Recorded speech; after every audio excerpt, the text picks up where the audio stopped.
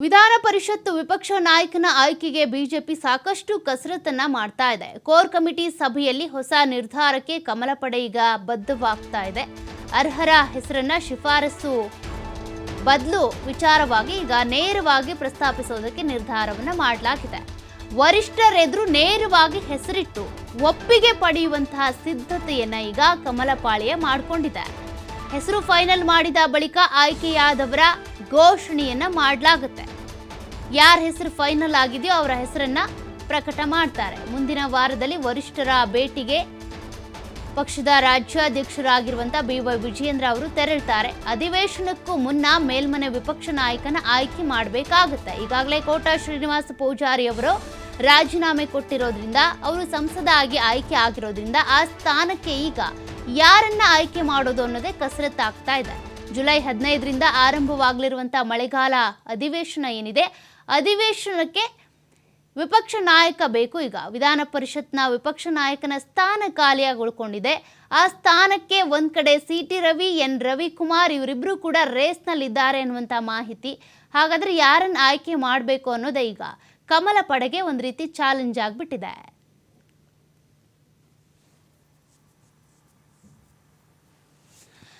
ಈಗಾಗಲೇ ಒಂದ್ ಕಡೆ CT ರವಿ ಅವರು, ಮತ್ತೊಂದು ಕಡೆ N ರವಿಕುಮಾರ್ ಅವರು, ಇವರಿಬ್ರು ಕೂಡ ಈ ಒಂದು ರೇಸ್ನಲ್ಲಿದ್ದಾರೆ. ವಿಪಕ್ಷ ನಾಯಕನ ವಿಧಾನ ಪರಿಷತ್ನ ವಿಪಕ್ಷ ನಾಯಕ ಆಗಬೇಕು ಅಂತ.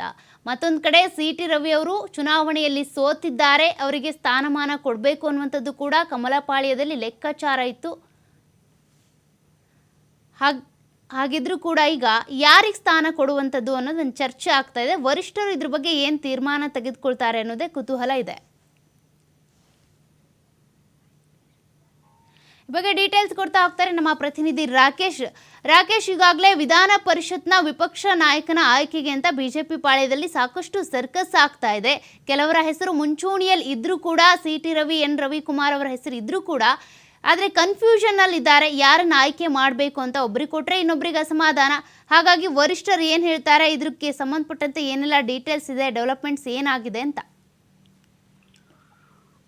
ಜುಲೈ 15ರಿಂದ ರಾಜ್ಯ ಸರ್ಕಾರದ ಮಳೆಗಾಲದ ಅಧಿವೇಶನ ಆರಂಭವಾಗುತ್ತೆ. ಈ ಅಧಿವೇಶನಕ್ಕೂ ಮೊದಲು ವಿರೋಧ ಪಕ್ಷದ ಮೇಲ್ಮನೆಯ ವಿರೋಧ ಪಕ್ಷ ನಾಯಕ ಹಾಲಿ ವಿರೋಧ ಪಕ್ಷ ನಾಯಕರಾಗಿರುವಂತಹ ಕೋಟಾ ಶ್ರೀನಿವಾಸ ಪೂಜಾರಿ ಅವರು ಸಂಸದರಾಗಿರುವಂತಹ ಬೆನ್ನಲ್ಲಿ ಆ ಸ್ಥಾನ ತೆರವಾಗಿದೆ.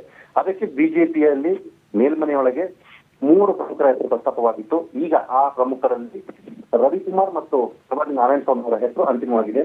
CT ರವಿ ಅವರ ಹೆಸರು ಅಷ್ಟರ ಮಟ್ಟಿಗೆ ಮನ್ನಣೆಯನ್ನು ಪಡೆದಿಲ್ಲ ಅನ್ನುವಂಥ ಮಾಹಿತಿ ಬಂದಿದೆ. ಈಗ ಈ ಹಿಂದೆ ಸಂಭಾವ್ಯ ಅಭ್ಯರ್ಥಿಗಳು ಅಥವಾ ಅಪೇಕ್ಷಿತರಾಗಿದ್ರು ಅವರ ಹೆಸರುಗಳನ್ನ ಒಟ್ಟು ಮಾಡಿ ಅದನ್ನ ವರಿಷ್ಠರಿಗೆ ಕಳಿಸಿಕೊಟ್ಟು ಅವರ ಅಂತಿಮ ಮತವನ್ನು ಪಡೆದು ಆ ಬಳಿಕ ಘೋಷಣೆ ಮಾಡುವುದು ಅನ್ನೋ ನಿರ್ಧಾರವನ್ನ ಬಿಜೆಪಿ ನಾಯಕರು ಮಾಡಿದ್ರು. ವಿಜಯೇಂದ್ರ ಅವರು ಕಳೆದ ವಾರ ದೆಹಲಿ ಭೇಟಿಗೆ ಹೋಗಿದ್ದಂತ ಸಂದರ್ಭದಲ್ಲಿ ಈ ವಿಚಾರಗಳನ್ನ ಪ್ರಸ್ತಾಪ ಮಾಡಿದ್ರು.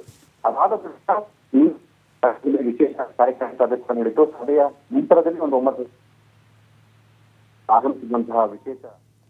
Thank you Rakesh ಡೀಟೇಲ್ಸ್ಗೆ.